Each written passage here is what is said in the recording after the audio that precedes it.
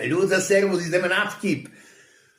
Stroskotali Američan, Rus a Slovak. Spadli s letadlom, takže stroskotali na ostrove, no tak teraz hlopí, co budeme jesť? No tak ešte mali zásoby.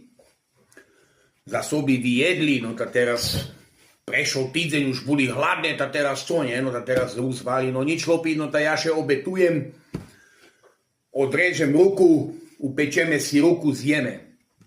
No tá Rus zhobral, šups, ruka dolu, dali na oheň, zjedli. To Američan. No hlopí, no tak ja še obetujem tiež, zobral bim, odrezal nohu, upekli Američanovi nohu,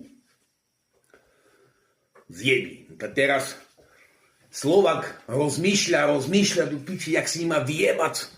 A teraz, no nič hlopí, postavce vodu, ideme robiť brinzové halušky.